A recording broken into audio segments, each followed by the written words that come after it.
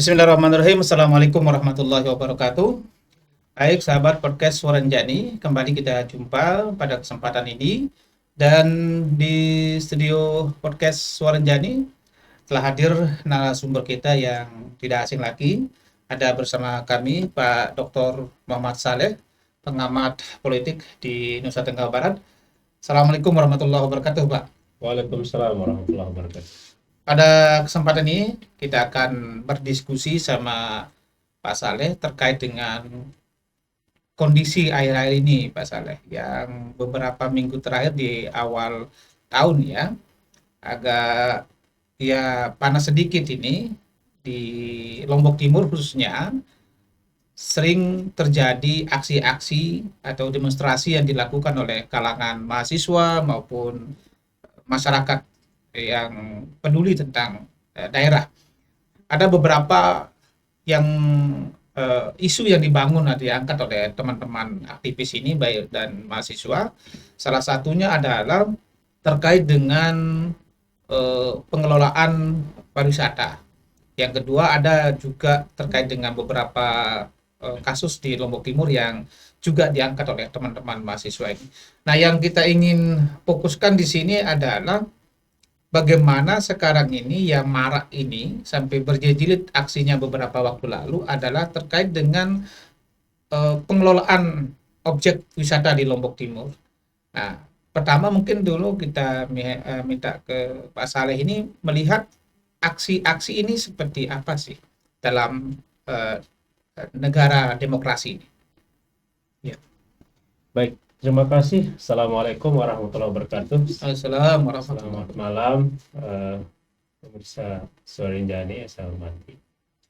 Jadi gini, soal demonstrasi, ya, itu kan bagian dari kebebasan berpendapat ya. Orang untuk berpendapat di ruang publik, dan itu dijamin oleh undang-undang. Itu jelas, itu di Undang-Undang Dasar maupun di Undang-Undang tentang penyampaian aspirasi depan publik. Itu dijamin. Nah, problemnya adalah ketika demonstrasi itu dibayang-bayangi ya oleh kepentingan sesaat ya. Yang kita harapkan sebenarnya dari kebebasan menyampaikan pendapat itu adalah itu merupakan pendapat yang memang itu merupakan kebutuhan lahir dari aspirasi masyarakat ya. Bukan hadir dengan kepentingan politik atau bisnis sesaat ya. Nah, itu yang saya lihat. Artinya bahwa yang disampaikan itu ada idealisme. Ya, idealisme mahasiswa, idealisme masyarakat sipil yang memang itu real kebutuhan masyarakat. Artinya apa? Negara tidak boleh membatasi. Bahkan siapapun itu boleh melakukan demonstrasi tentu dengan pemberitahuan, ya. Bukan izin loh ya. Jadi pemberitahuan kepada pihak kepolisian dalam rangka apa? Mengamankan, menjaga agar supaya proses demonstrasi itu berjalan dengan baik, tertib, dan tidak dimasuki oleh kepentingan atau oknum-oknum yang tidak bertanggung jawab. Maka itu dipastikan itu aman. Nah, kemudian kalau terjadi chaos gitu ya, lalu kemudian terjadi hal-hal yang tidak kita inginkan, misalnya seperti premanisme dan segala macam itu sebenarnya kegagalan dari kepolisian gitu ya. Kenapa itu bisa terjadi gitu ya? Kenapa itu tidak aman gitu ya? Logikanya begitu. Padahal informasinya sudah sudah menyampaikan informasi, memberitahu kepada kepolisian bahwa akan ada aksi. Nah, itu mungkin situasi di lapangan biasanya sih kadang-kadang memang tidak terkontrol ya. Nah, maka memang disinilah pentingnya kemarin teman-teman itu korlap mereka, kemudian bagaimana strategi demonstrasi yang seperti yang di manajemen dengan baik gitu ya. Maka itu penting, itu memang strategi manajemen demonstrasi di lapangan ya. Jadi beberapa orang, makanya kan dalam surat pemberitahuan itu kan di situ disebutkan berapa orang, jalurnya kemana, apa yang dibawa, itu jelas semua. Maka itu semua sudah harusnya bisa diantisipasi, gitu ya. Jangan sampai kemudian terjadi hal-hal yang tidak kita inginkan. Oke, berarti kan tidak ada masalah kan, clear Tidak ini ada kalau masalah. memang aspirasinya memang itu ada kepentingan masyarakat. Ya, betul. Nah, di Lombok Timur ini di beberapa terakhir kemarin mungkin Pak Saleh juga melihat dari banyak pemberitaan itu aksinya lebih kepada Pak Saleh melihat apakah ada kepentingan yang dibawa oleh para demonstran ini atau memang itu murni dari aspirasi masyarakat. Ya, jadi ini kompleks ya. Ini kompleks. Karena ketika kita bicara soal dunia pariwisata, itu dia sudah masuk ke dunia industri pariwisata. Bisnis ya. Maka bicara industri ini beda dengan misalnya pelayanan publik ya. Pelayanan publik maka itu ya negara hadir untuk melayani publik. Tapi ketika dia sudah masuk ke ada pihak ketiga ya yang dalam teorinya Rondinelli itu namanya privatisasi dalam konteks penyelenggaraan pemerintah daerah itu dia sudah masuk nilai-nilai ekonomis gitu ya, untung rugi. Maka di situ memang ada perebutan lahan bisnis ya. Yang kemudian itu menjadi ada pihak-pihak yang terganggu memang dengan kebijakan mungkin ya, dan kebijakan yang dilakukan oleh pemerintah saat ini gitu. Kenapa kemudian terjadi gejolak seperti itu? Ya, tapi begini ya, ini sebenarnya dari awal sebenarnya kalau kita melihat Pak Saleh, jujur saja ya, pariwisata di Lombok Timur sebenarnya tanda kutip dianaktirikan beberapa tahun terakhir ini, malah tidak terlalu booming. Banyak objek-objek wisata yang tanda kutip mati suri, kita sebut aja lemol, sudah bagaimana rupanya. Nah, tiba-tiba ada masyarakat kita di lokal ini mencoba membangun ekosistem pariwisata ini supaya bagus. Nah, ketika ini menjadi primadona baru bagi masyarakat, akses-aksesnya sudah bagus, tiba-tiba sekarang ini menjadi diperebutkan oleh pemerintah daerah dan orang-orang di belakang ini. Nah, apakah ini juga bisa dibenarkan bahwa itu kan tergantung maunya daerah, kan yang punya adalah daerah. Bagaimana Bapak saya melihat itu? Saya kira poin penting dari hadirnya negara itu kan melayani publik. Jadi apapun kebijakan, apapun ketetapan yang dibuat oleh pemerintah daerah, itu harus berorientasi kepada pelayanan publik. Nah, soal misalnya pengelolaan daripada pariwisata itu kan ada dua poin ya. Yang pertama, apakah pengelolaannya itu dikelola oleh negara atau pemerintah, atau yang kedua diserahkan ke pihak ketiga. Kalau dikelola oleh negara, maka dia bisa menggunakan BUMD-nya mereka gitu ya, atau BUMN gitu ya. Atau kalau dia pihak ketiga, maka ya CV atau PT yang memang punya kualifikasi untuk melakukan itu. Nah, kalau dia dikelola oleh negara melalui BUMD-nya itu, dia tetap di situ ada pelayanan publik, maka dia tidak boleh mahal. Nggak boleh mahal, karena di sana sebenarnya lebih ke retribusi gitu ya, nggak boleh mahal. Nah, ketika dia pelayanan dilakukan oleh pihak ketiga, maka di situ orang bicara soal untung rugi. Maka inilah sebenarnya yang mau dipilih pemerintah daerah ini yang mana? Yang mana? Mau mengelola sendiri atau dikelola oleh pihak ketiga? Nah, ini yang perlu clear sebenarnya menurut saya. Jadi kalau dia Pemda itu seperti apa mekanismenya, kalau pihak ketiga seperti apa mekanismenya. Kalau dia sama-sama jelas gitu ya, saya pikir masalahnya di mana gitu ya. Baik, ini kalau kita melihat Pak Saleh, statement dari Kadis Pariwisata Lombok Timur ya, bahwa ini akan ada investor baru atau pihak ketiga akan dikelolakan. Tapi yang menjadi persoalan adalah bahwa ini lahan seperti yang kita dengar atau lihat dibaca di beberapa media itu ada SSL ini ya, yang di Sunrise Lombok ini yang dibangun oleh boleh dikatakan oleh pihak swasta ya. Nah, tiba-tiba daerah dengan tanda kutip juga arogansi dengan ini sudah selesai ini PKS-nya, perjanjian kita ambil aja lagi tanpa melakukan perbincangan atau negosiasi untuk kelanjutan. Itu seperti apa? Apakah ya itu dibenarkan atau memang bagaimana melihatnya Pak Saleh?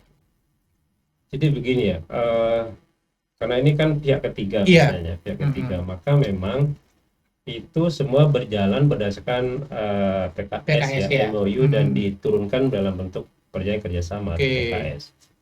Dan di situ di PKS itu sudah harus jelas ya, apa materinya, jangka waktunya apa yang dilakukan di situ, kontribusinya apa gitu ya. Itu sudah jelas. Berapa masuk ya kontribusinya itu berapa itu dan bentuknya seperti apa, apakah dia guna usaha, apakah pinjam pakai atau apa gitu ya. Itu harus jelas di situ.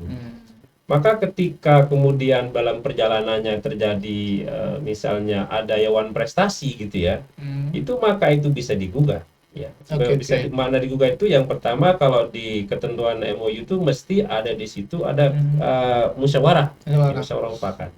Tapi kalau tidak bisa musyawarah mufakat ya ke perdata gitu ya, prestasi. Jadi itu memang ketentuan di perjanjian seperti itu. Nah, soal kemudian ada kebijakan pemerintah yang tiba-tiba di tengah jalan tanda kutip ya, itu melakukan misalnya pengambil alihan atau kemudian memutus kontrak gitu ya, itu memang sesuatu yang nggak boleh terjadi gitu ya. Ini alasannya nggak udah selesai masa. Nah, kalau sudah selesai memang ya memang jelas itu alasannya. Cuman mungkin karena yang saya khawatirkan adalah di situ kan sudah ada nilai investasi yang dilakukan oleh pihak ketiga. Yang pertama misalnya. Nah, itu seperti apa kemudian di MOU itu seperti apa pengakuannya gitu ya. Itu harus jelas. Jadi misalnya pihak ketiga itu pertama dulu itu kontraknya apa? Boleh nggak dia membangun? Apa yang mesti dia bangun? Nah, kalau dia sudah bangun, maka bangunan itu untuk siapa? Mestinya ya untuk negara. Kalau memang itu untuk negara kan? Iya, itu dan negara. Maka harus jelas tapi itu ya.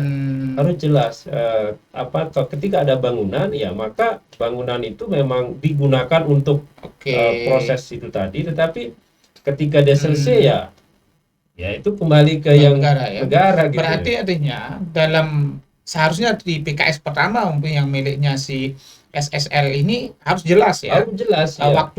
Waktunya berapa, kemudian apa yang dia lakukan, akan dia lakukan. Dan konsekuensinya terhadap apa yang dilakukan. Maka kalau itu jelas, saya pikir clear itu. Clear ya. Nah, yang isu yang agak kurang sedap itu kan ya ada susupan lain. Ada susupan lain gitu tanda kutip ini masuk tim sukses ya kira-kira begitu. Jadi itu mungkin opini yang saya kira nggak kurang seksi dalam konteks membangun komunikasi politik. Baik. Karena mesti ini logikanya berarti kalau begitu ini mau masukkan timnya dong gitu ya. Mau timnya yang mengelola, sementara kita ini sudah misalnya ini yang pertama itu sudah membangun, sudah dana sendiri, dana yang dikeluarkan cukup banyak ya. Tiba-tiba kemudian sekarang itu karena tanda kutip dia bukan bagian tanda kutip ya dari perjuangan mereka, lalu kemudian dia disingkirkan. Ini saya kira enggak fair juga di situ. Ya maka memang perlu ada komunikasi yang lebih manusiawi saya kira yang dilakukan. Komunikasi politiknya harus dibenahi mungkin lebih baik lah gitu ya. Yang artinya bahwa jangan sampai tanda kutip merugikan ya pihak sebelumnya ya yang kemudian gara-gara ambisi politik tertentu lalu kemudian mengabaikan hal-hal yang tadi gitu ya. Jadi nah artinya begini, ternyata ini bukan kasus pertama ternyata SSL ini Pak Saleh. Sebelumnya ada kasus juga yang terjadi di wilayah Labuan Lombok, yaitu di Bukit Kayangan, di mana juga itu yang saya dapat informasi pihak pengelola Bukit Kayangan itu juga tidak dilanjutkan kerjasamanya atau tidak diperbarui PKS-nya dengan alasan ada investor baru. Ini bagaimana sih Pak Saleh melihatnya? Objek-objek wisata yang baru tumbuh dan baru menjadi primadona masyarakat tiba-tiba tanda kutip harus mati suri sekarang ini. Iya. Ini bagaimana ini pengelolaan wisata di Pemerintahan Smart ini? Iya, jadi ini lagi-lagi soal apa ya, komunikasi tadi ya. Komunikasi. Jadi kalau kita kembali ke konsep awalnya bahwa itu bekerja berdasarkan MOU, PKS, saya pikir itu udah clear ya. Itu udah clear, artinya bahwa itu udah selesai, ya sudah. Nah, maka ini perlu diperbaharui. Nah, problemnya saya lihat itu diperbaharuinya itu kan akhir-akhir ini ya. Itu kalau saya lihat misalnya itu kan maunya di awal 2025 dulu itu. April itu malah. Kalau yang gitu di apa ya, Bukit Kayang itu malah April 2025 ya, sudah ada itu. Udah ada ya, pengajuannya. Pertanyaan kenapa tidak dilanjutkan gitu ya. Nah, ini pertanyaan masyarakat kan gitu. Kenapa tidak dilanjutkan? Sementara pengelolaan selama ini mungkin tanda kutip nggak ada masalah gitu ya. Kalau ada masalah mungkin itu bisa dikomunikasikan ke yang bersangkutan, dan juga publik juga berhak tahu misalnya karena itu ya, karena mereka sering menikmati misalnya kenapa kok tiba-tiba sekarang tidak tidak dipakai lagi, ya, seperti itu. Jadi itu sebenarnya, jadi bagaimana pemerintah daerah ini harus mengkomunikasikan baik kepada pihak ketiga maupun ke publik, gitu ya, supaya orang nggak bertanya-tanya, lah ini ada apa ini, gitu ya.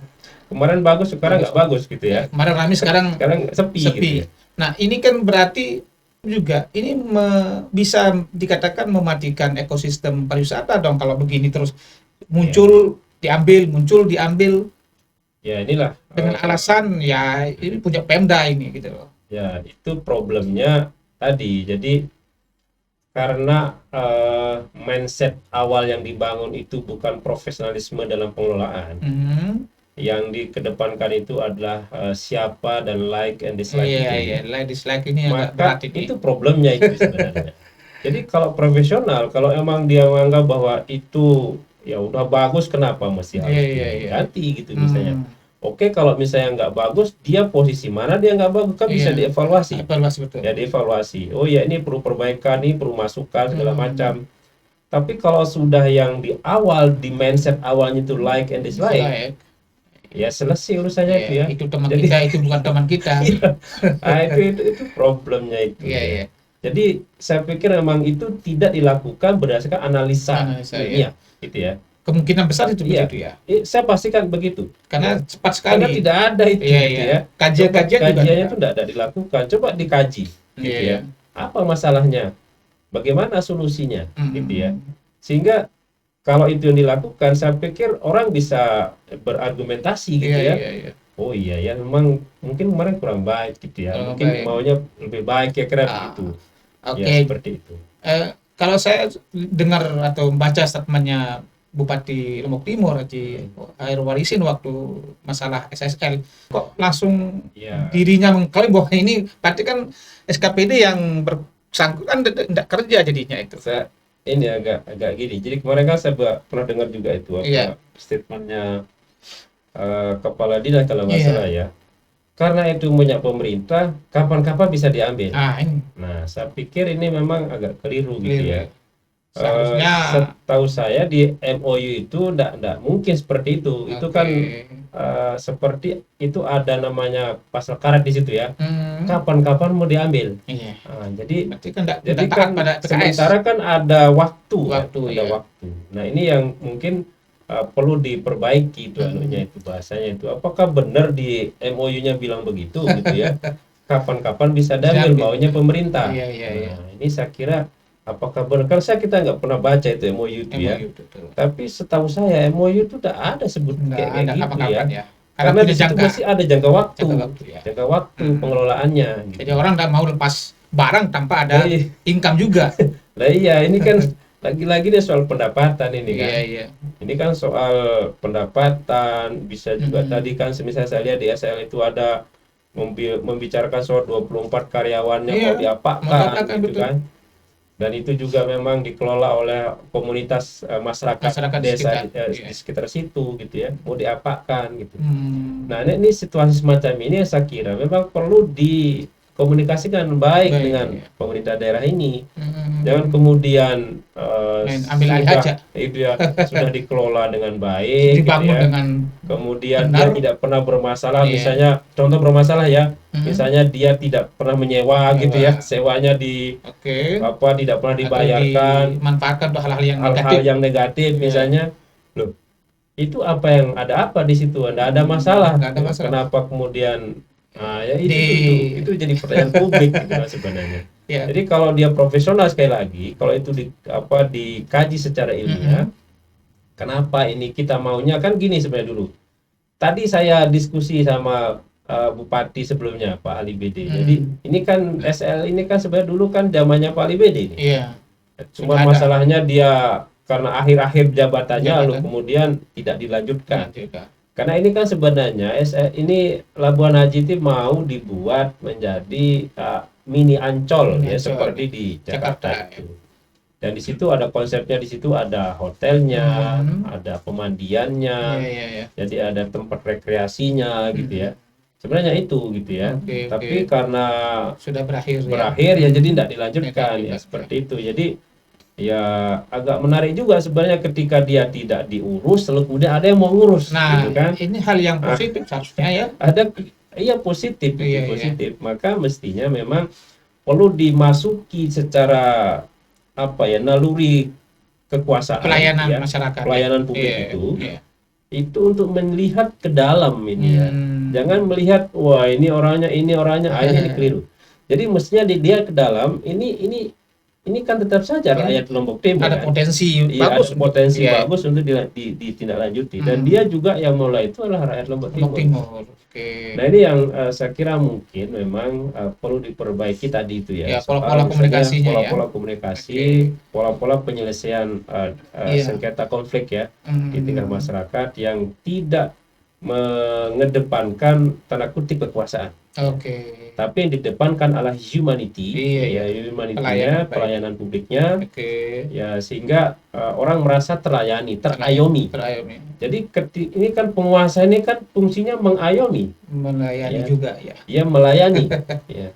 Jadi kalau ketika pemerintah tidak merasa tidak melakukan pengayoman, melayani gitu ya. Nah dia itu siapa ya? Baik. Iya.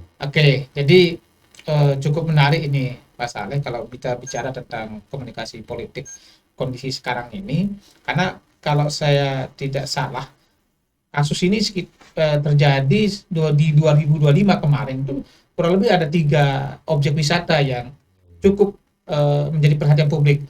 Pertama adalah rumah mangrove di Ceruaru ya, di Ekas. Betul. Yang kedua adalah di yang di Ekas Buana. Yang kedua adalah di Labo Lombok ya, Bukit Kayangan. Yang ketiga terakhir adalah di SSL ini. Kemudian apa dampaknya di pariwisata kalau begini?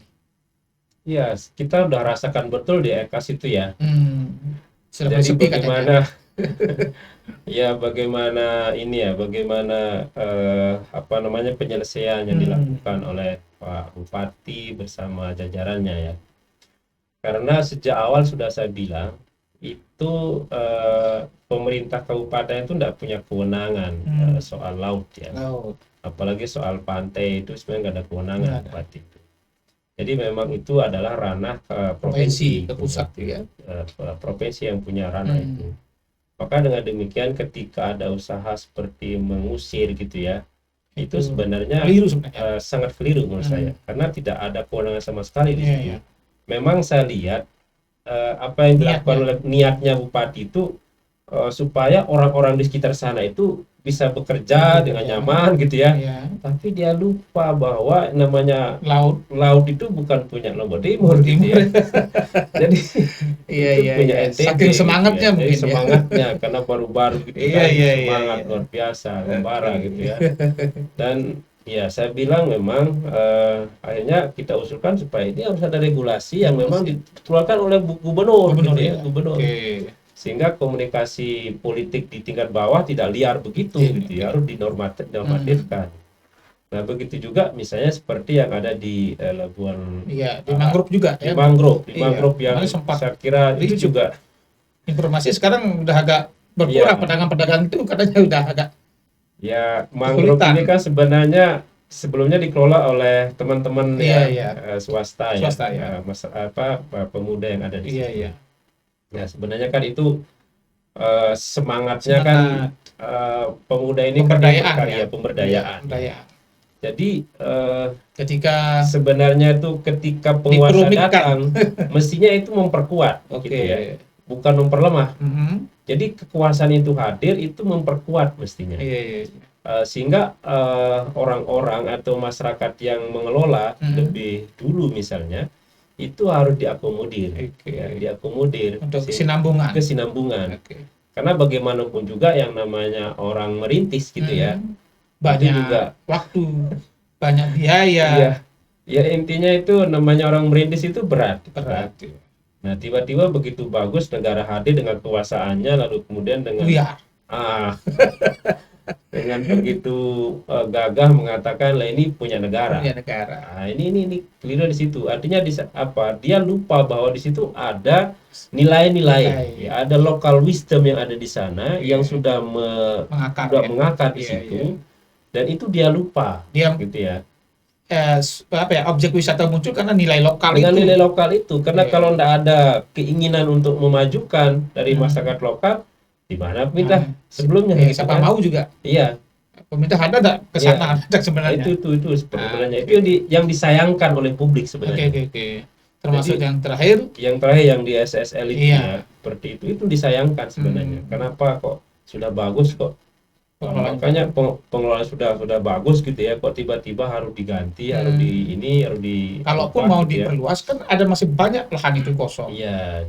Kalau memang ada investor yang mau mencoba, betul. Itu kan hanya dipakai kalau tidak salah 1,5 hektar kan, ada 7-an hektar lagi itu. Seharusnya peran pemerintah kalau begini?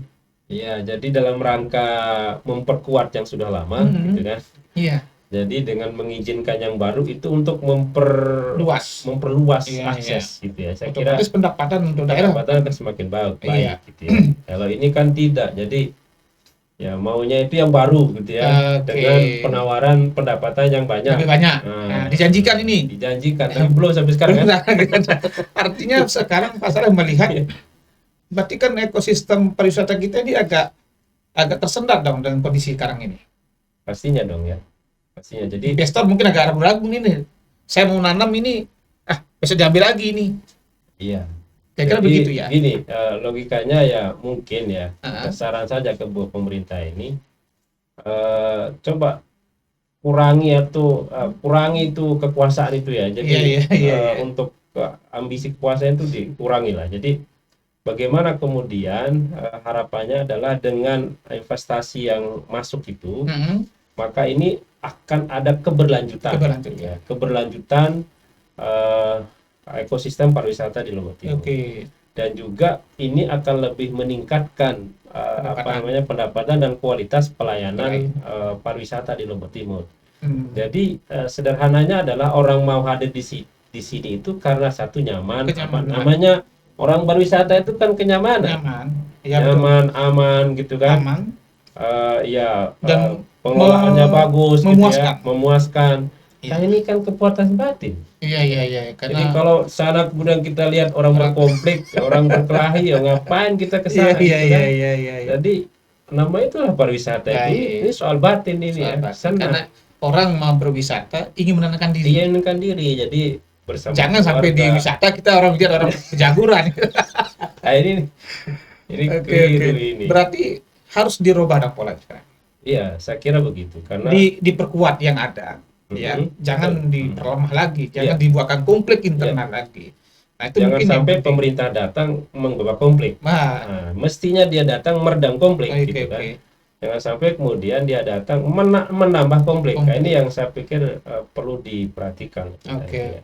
Baik, terakhir mungkin Pak Saleh, bagaimana harapan Pak Saleh terkait dengan geliat wisata Lombok Timur yang sekarang sudah mulai dilirik, walaupun ada negatifnya dengan isu-isu yang sekarang ini. Iya, saya kira di Lombok Timur ini kan yang bisa dijual itu kan alamnya ya. Dari gunung, pantai gitu ya. Iya. Itu kan luar biasa. Jadi intinya bahwa ini harus ada kemauan pemerintah secara menyeluruh, gitu ya. Baik di pemerintah daerah sampai dengan RT RW yang ada di paling bawah. Bahkan kalau kita melihat manajemen pariwisata di Bali misalnya, itu sampai dengan masyarakatnya, gitu ya. Sampai dengan masyarakat tingkat paling kecil itu bersinergi memajukan pariwisata, bergiat gitu ya. Nah, pertanyaannya adalah apa program yang bisa menggerakkan itu, gitu ya. Konsep yang ditawarkan ke publik, gitu ya, ke masyarakat untuk menggerakkan itu, ya. Misalnya apa prestasi-prestasi yang dimiliki oleh masyarakat ini kemudian diberikan apresiasi. Jangan ya kalau sekarang kan udah apresiasi. Jadi diamputasi gitu, sekarang ini. Jadi bukan diapresiasi. Jadi apapun karya-karya masyarakat lokal, gitu ya, harus diapresiasi diperkuat gitu ya. Bahkan dia kalau dia dipromot, dicarikan peluang. Ya, dipromotkan, dipasarkan oleh pemerintah. Ya. Jadi bukan malah sebaliknya. Ya, itu malah bukan sebaliknya. Nah, sehingga menurut saya juga memang harus diperbanyak event-event pariwisata ya. Terutama sekali pariwisata budaya. Nah, itu kita memang di Lombok Timur ini pragmatis. Dia tidak tersusun, terorganisir dengan baik karena memang tidak pernah dilakukan. Itu. Jadi yang misalnya contoh kita ini seperti Presian. Itu kan pragmatis itu. Musim-musiman. Itu dan bisnis gitu ya. Harusnya kalau mau harus dibuatkan kalender. Kemudian itu memang didesain sedemikian rupa oleh pemerintah gitu ya. Dan diklasifikasi, kemudian diidentifikasi apa saja itu, lalu kemudian itu bisa dijual ke publik, yang kemudian itu bisa menarik wisatawan di Lombok Timur. Berarti harus diperkuat komunikasinya sekarang ini untuk menjaga ekosistem pariwisata ini di pemerintah daerah ya. Baik itu, terima kasih Pak Saleh atas waktunya. Sahabat podcast Suara Njani, itu tadi perbincangan kita terkait dengan kondisi pariwisata di Lombok Timur ini yang sempat agak ricuh dengan beberapa kasus itu. Mudah-mudahan ke depannya dengan pola komunikasi yang baik yang dilakukan oleh pemerintah daerah bisa kembali gairah wisata-wisata atau objek wisata yang sudah sedikit hilang ini di beberapa tempat ini. Nanti kita akan lanjutkan lagi Pak Saleh. Terima kasih atas waktunya dan mohon maaf atas segala kekurangan. Assalamualaikum warahmatullahi wabarakatuh.